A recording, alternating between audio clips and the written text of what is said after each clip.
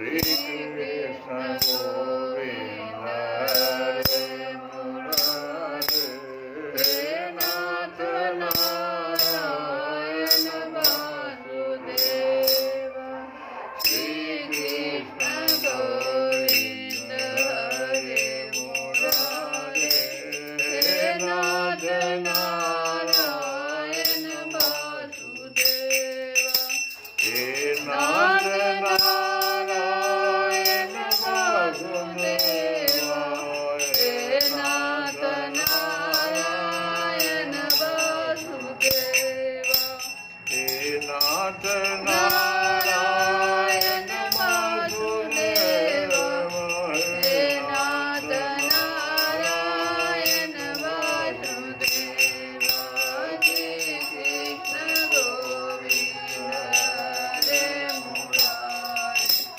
हे नाथ नारायण वासुदेव हरे राम राम राम हरे हरे हरे कृष्ण कृष्ण कृष्ण हरे हरे राम हरे राम राम राम हरे हरे हरे कृष्ण हरे कृष्ण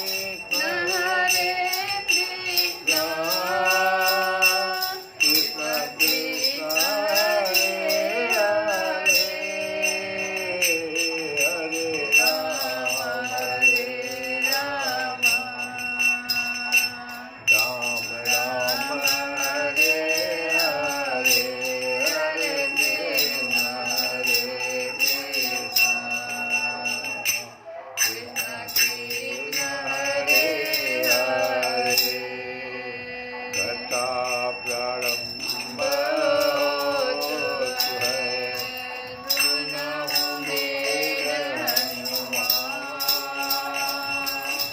राम लखन सिय जानकी सदा करहु कल्याण।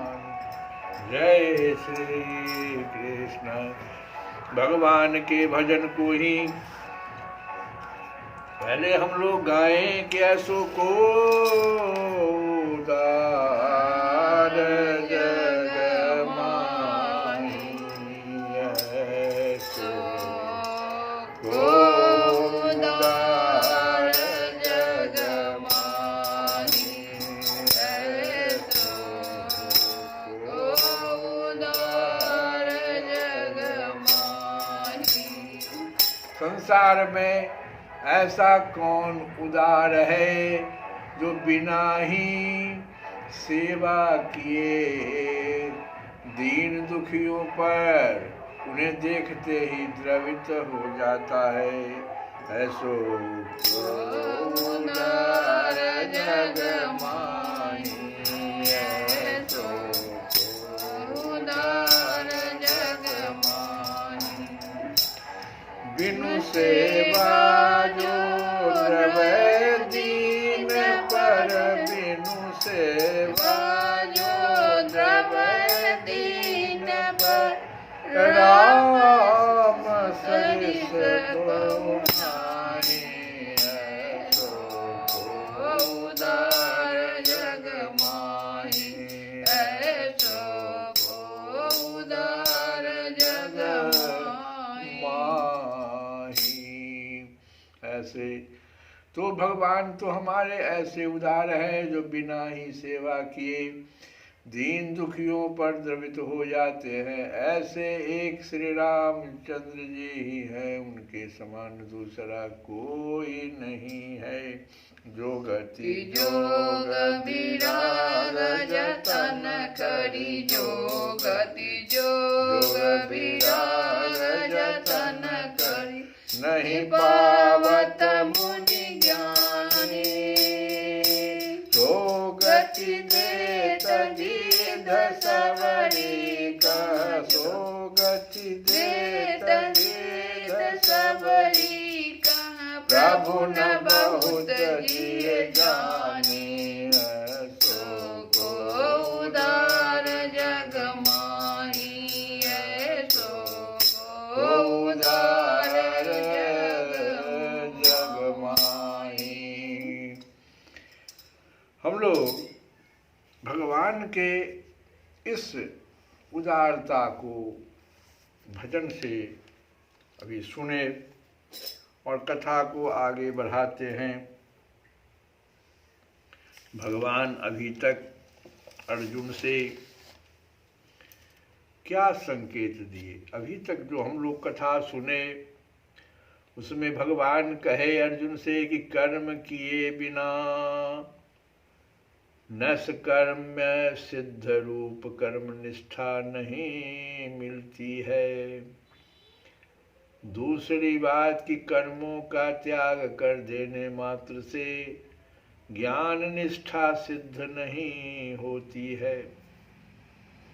आगे भगवान कहते हैं कि एक क्षण के लिए भी मनुष्य सर्वथा कर्म किए बिना नहीं रह सकता है, और बाहर से कर्मों का त्याग करके मन से विषयों का चिंतन करते रहना मिथ्याचार है। बाहर से तो हम कह देते हैं कि हम तो कर्म का त्याग कर दिए हैं, लेकिन मन हमारा विषयों का चिंतन करते रहता है, तो ये तो मिथ्याचार है।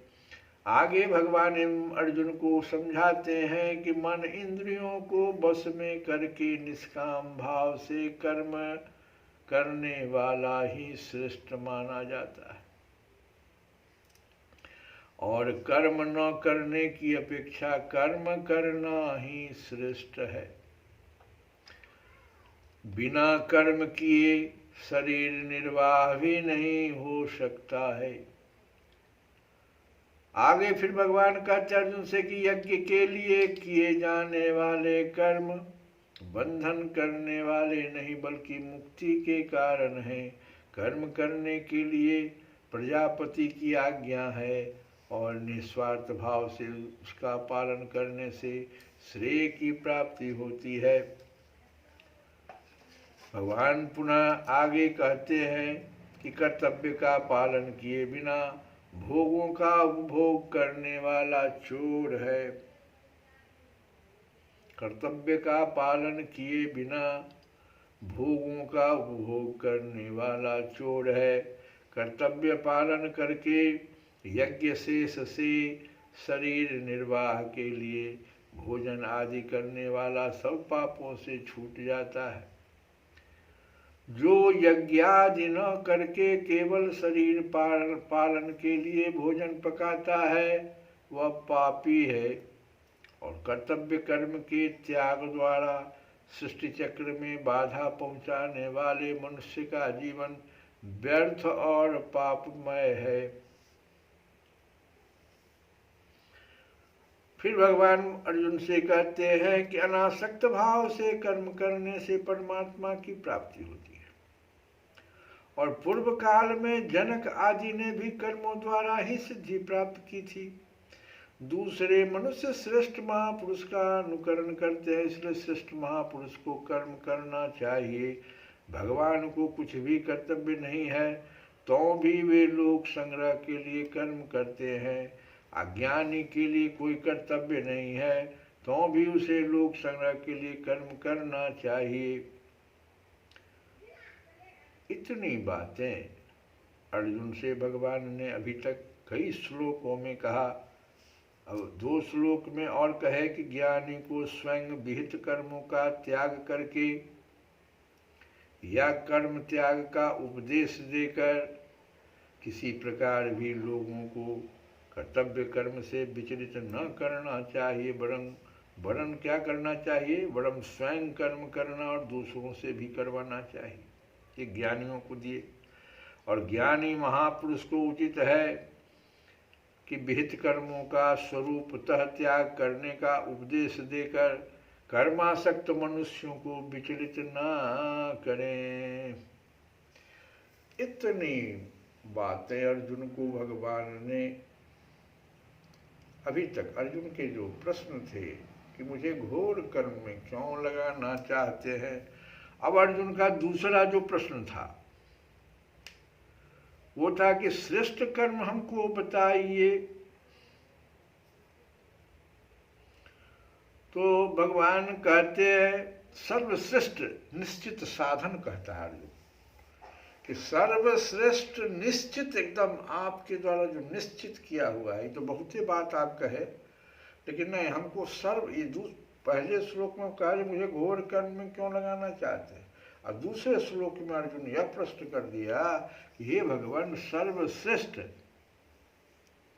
परम कल्याण की प्राप्ति का एकांतिक साधन क्या मेरे लिए है, उसको मुझे बताइए। तो भगवान अगले श्लोक में अब कहते हैं कि मयि सर्वाणि कर्माणि, मयि सर्वाणि कर्माणि सन्न्यस्य अध्यात्म चेतसा निराशीः निर्ममः भूत्वा युद्धस्व विगत ज्वरः। मयि सर्वाणि कर्माणि, समर्पण कर दो। भगवान स्पष्ट कहते हैं कि अध्यात्म चेतसा, जो मुझ अंतर्यामी परमात्मा में लगे हुए चित्त द्वारा, ये देखो अध्यात्म चेतसा, किसके चित्त को हम अध्यात्म चेतसा कहेंगे?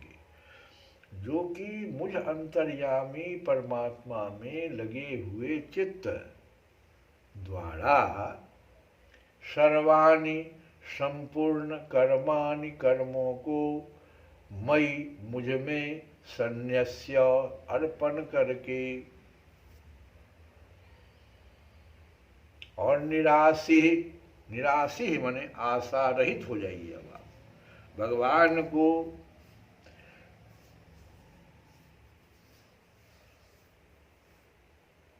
सभी संपूर्ण कर्मों को अर्पित करके और आशा रहित हो जाइए। निराशी निर्ममः, ममता रहित हो जाइए। और विगत ज्वर, विगत ज्वर कहते संताप रहित हो जाइए। तो तीन चीज आप हो जाइएगा। अगर भगवान को सब अपने संपूर्ण कर्मों को अर्पण कर दीजिएगा तो आप आशा रहित हो जाइएगा, ममता रहित हो जाइएगा, संताप रहित हो जाइएगा। यही तीनों तो मनुष्य को खट विकार पैदा कर देता है। और उसके बाद कहते हैं विगत ज्वर अभूत्वा युद्धस्व, ये सब करके अर्जुन तुम युद्ध करो।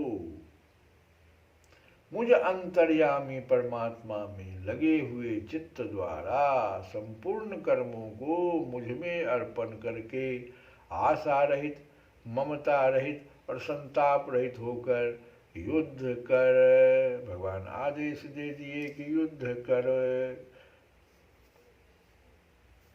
यहाँ पर अध्यात्म चेतसा, सर्वांतर्यामी परमेश्वर के गुण, प्रभाव और स्वरूप को समझकर उन पर विश्वास करने वाले और निरंतर सर्वत्र उनका चिंतन करते रहने वाले चित्त का, ऐसा जिसका चित्त हो गया है। कैसा चित्त?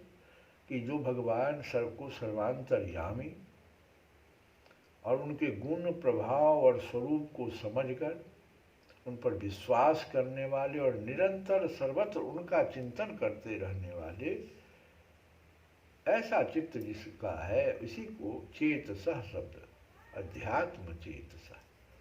इस प्रकार के चित्त से जो भगवान को सर्वशक्तिमान, सर्वाधार, सर्वव्यापी, सर्वज्ञ, सर्वेश्वर तथा परम प्राप्य, परम गति, परम हितैषी, परम प्रिय, परम सुहृद और परम दयालु समझकर अपने अंतःकरण और इंद्रियों सहित शरीर को, उनके द्वारा किए जाने वाले कर्मों को और जगत के समस्त पदार्थों को भगवान के जानकर उन सब में ममता और आसक्ति का सर्वथा त्याग कर देना तथा मुझ में कुछ भी करने की शक्ति नहीं है। भगवान ही सब प्रकार की शक्ति प्रदान करके मेरे द्वारा अपने इच्छानुसार यथा योग्य समस्त कर्म करवा रहे हैं। मैं तो केवल निमित्त मात्र हूँ। इस प्रकार अपने को सर्वथा भगवान के अधीन समझकर भगवान की आज्ञा अनुसार उन्हीं के लिए उन्हीं की प्रेरणा से जैसे वे करावे वैसे ही समस्त कर्मों को कठपुतली की भांति करते रहना। उन कर्मों से या उनके फल से किसी प्रकार का भी अपना मानसिक संबंध न रखकर सब कुछ भगवान का समझना, यही अध्यात्म चित्त से समस्त कर्मों को भगवान में समर्पण कर देना।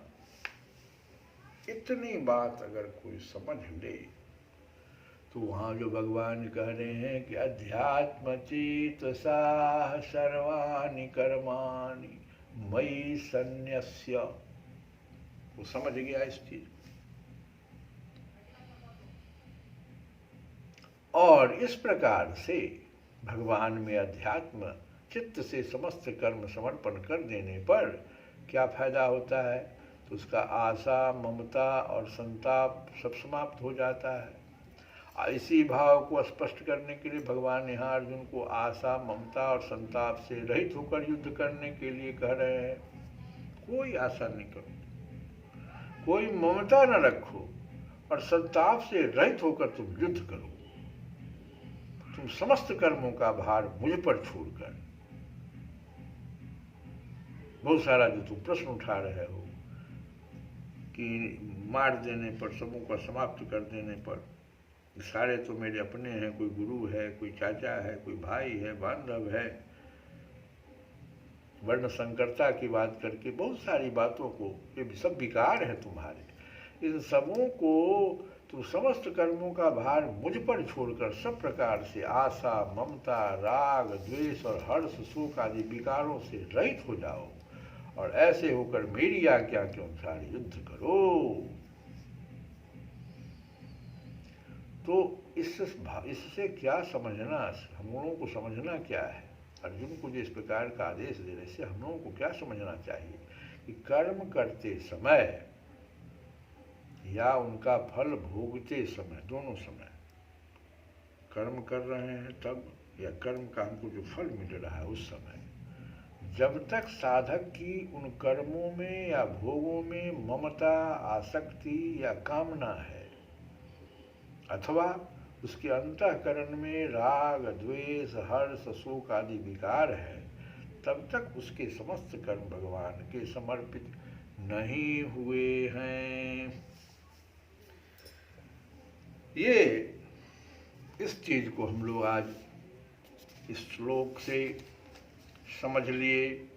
अब भजन के अगले अंश को हम लोग सुने कि ऐसो को उदार जग माही, जो संपत्ति 10 शीस अर्प करी रावण सिर पहने।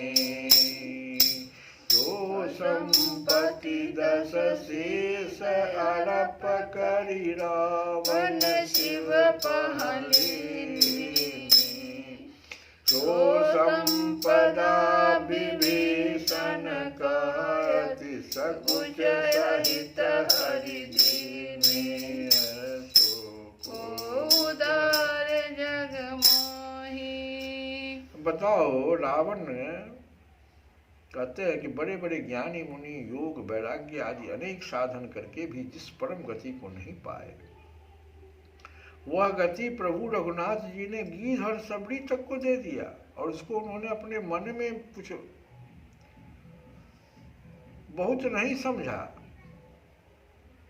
जिस संपत्ति को रावण ने शिव जी को अपने 10 सिर चढ़ाकर प्राप्त किया था, वही संपत्ति श्री राम जी ने बड़े ही संकोच के साथ विभीषण को दे डाली। ऐसो को उदार जग माही, तुलसीदास सब भांति सकल सुख जो चाहसी मन मेरो।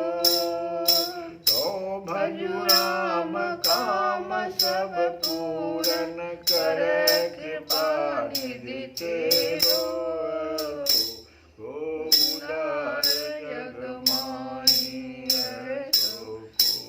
उदार जग मोहि। तुलसीदास जी कहते हैं कि अरे मेरे मन, जो तू सब तरह से सब सुख चाहता है, तो श्री राम जी का भजन कर, कृपा निधान प्रभु तेरी सारी कामनाएं पूरी कर देंगे। यही बात तो भगवान कृष्ण कह रहे हैं अर्जुन से कि तू सब कुछ सारा भार मुझे दे दे, और भगवान सारी कामनाएं पूरी कर देंगे। कहीं तुम पे दोष भी नहीं लेगा, किसी बंधन में भी नहीं फंसोगे। श्री कृष्ण गोविंद हरे मुरारे, हे नाथ नारायण वासुदेव।